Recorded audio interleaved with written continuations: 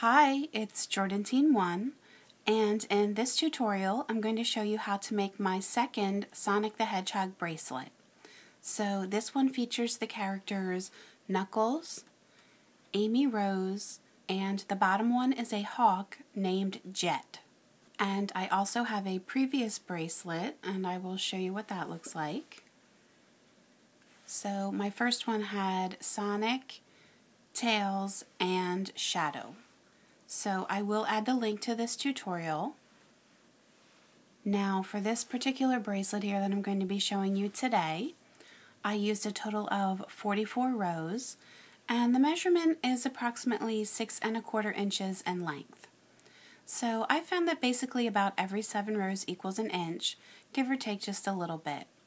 So if you did need to make it larger or smaller, you could always add or subtract rows at the beginning, the end, or in between the characters, and you could always mix and match characters from other bracelets. To make your bracelet, you can use either the Alpha Loom or you can use the Rainbow Loom, or really any loom that has the pins that are movable so they can be set in line with one another. So I showed my first Sonic bracelet on the Alpha Loom, so for this one today I'm going to show it on the Rainbow Loom. As far as my band counts, I used 41 black, 41 blue, 40 red, 16 white, 29 skin tone, and those are full-size bands that you will need to double, 22 turquoise, 28 pink, 5 dark green, 22 green, 42 orange, 6 silver, or you could use the gray, 16 yellow, and then for my tie bands or my cross bands I used the clear, and I used 43 of those. I'm going to be working with my loom in a horizontal position, and as I said, you need the pins in line with one another, and you can see that I have separated my base plates. I have the large one on the one end and the small one on the other, and then I have it empty in between, and that is so the bracelet can work its way down in between the pins. I'm going to be placing a portion of the grid pattern in the upper left-hand corner. So I'm going to do the first several rows with you, just till you get the concept of how to make this type of bracelet, and then I'll put the full grid pattern up, and you can continue with the rest of the bracelet on your own. So to give a better visual, I am going to be highlighting each row as we're working on it. We're going to begin with 7 black bands, and there are going to be 7 bands in every row. So what you're going to do is just place them from the front row to the middle row, and you do need to twist. So I just grab it on the pin and loop it over, make a figure 8. And you can twist it more than once, but I find that this is sufficient. And you are going to just have to be doing this for only the first row. And then what you're going to have to do is push the bands down to the bottom of the pins. So you can use your hook, you can use a credit card. In my last Rainbow Loom tutorial, I happened to just have a ruler out, and I used that. And I found that that worked very well, so I'm going to continue that same concept here and use a ruler again. Now, in between every row, you're going to put what I call a cross band, and I'm using clear, and that's just going to stretch across all of the pins where your bands are, just to hold your bracelet together. So you might have to stretch this out ahead of time to give yourself a little bit more slack if you're doing this on the Rainbow Loom, as I'm showing. So I'm just going to go across the bottom. Now, if you're doing this on the Alpha Loom, it's not nearly as long of a stretch.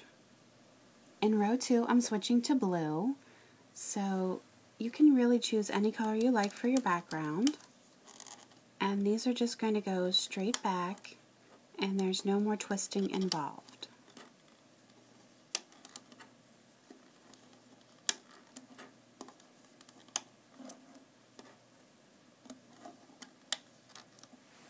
And then what you're going to do is you're going to take your crossband and get that into the center. And then you're going to take the bottom rubber band on each of your pins and pull that over the top and into the center. So you have 7 on the front row, and then you'll have 7 on the back row.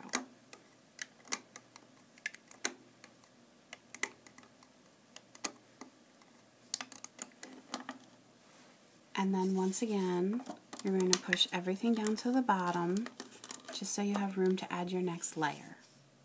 I have my next crossband.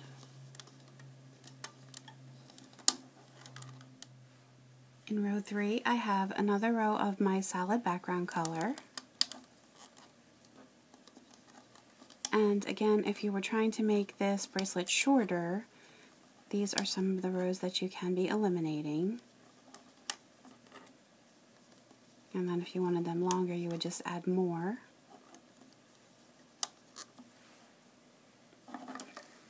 So the crossband goes into the center. And then once again, it's just the bottom row.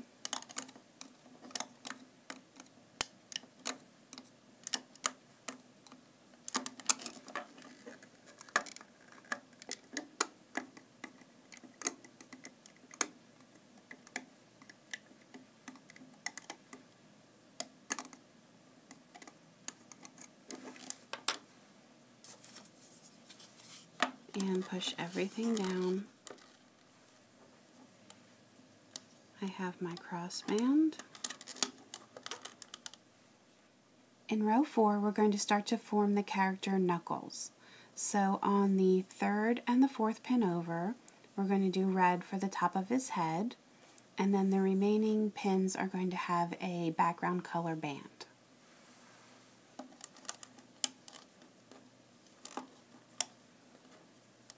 So really that's all there is to it. It's just a matter of following your grid pattern and matching up your colors. So I think it's a fairly easy concept. Just remember you have to do your crossband every time just to hold those rows together.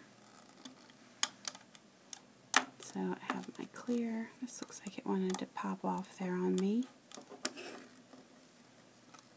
And then the bottom.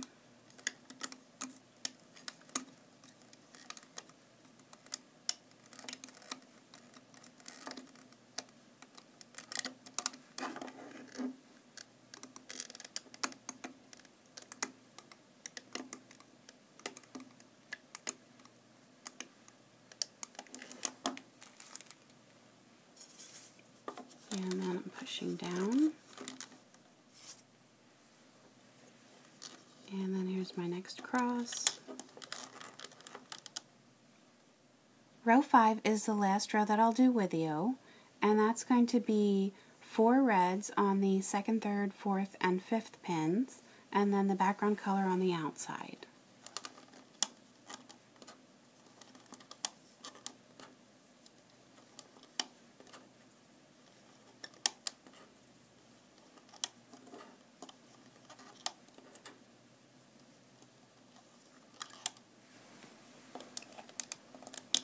So when I was creating this bracelet, I wasn't really sure which characters I would use. I was familiar with Sonic and Tails and Shadow, but I wasn't sure about the other characters. So apparently there are quite a few. I'm more familiar with the old school Sonic. I remember playing it as a kid back when we had Sega Genesis. I don't know if anybody remembers playing that, but I used to play that all the time.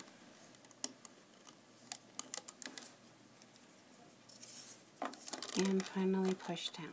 So I'm going to add the grid patterns, and then you can pause and finish out the rest of your bracelet, and then when you're done I will show you how to remove it from the loom. So here is the full grid pattern, and since it is vertical and the grid blocks are kind of small, I will just separate out each of the characters just so I can blow the grid pattern up a little bit and you can get a better view of what you're doing. So you can just pause here and finish out your bracelet, and then I will see you back here shortly.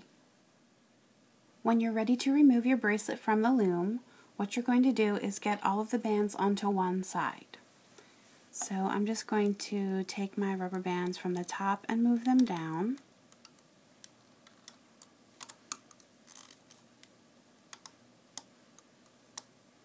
So technically it doesn't really matter which side you move them to.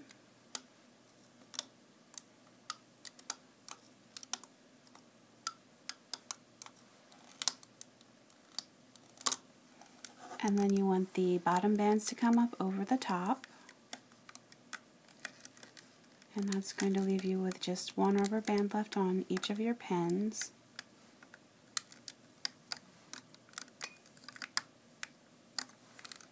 And then I'll just start over here on the right. Let me just make sure that I push all of these down. I want to have a little bit of room at the top. And I'm just going to take the band off and move it to the next pin over.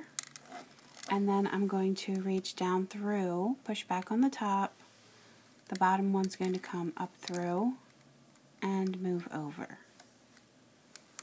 So again, the bottom one comes up through and just goes to that next pin over. So this is just going to link all of these loose ends together. And then you're just going to have one loose band at the very end.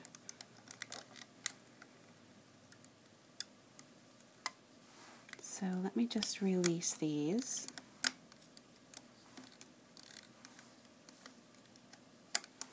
And then I need the very last one to come up through. I'm going to leave that on my hook, release this last one, can pull this up through. I'm going to add my clip here. And then you can use as many clips or whatever you need to connect the two ends to make your bracelet. And these do get a little bit pulled out of shape, so you can just take an extra couple seconds and just try and get these nice and smooth. And then your bracelet is complete. So I hope that everyone loves their new Sonic bracelets. You can always leave me comments on YouTube and Facebook. You can post pictures of your creations to my Facebook page. And please feel free to subscribe to my YouTube channel. And that way you can stay up to date on my latest tutorials. You can also find me on Pinterest and Instagram, so please share your pictures there too. Leave me comments. If you do post pictures on Instagram, don't forget to tag me, and you can feel free to subscribe to those as well. Thanks for watching!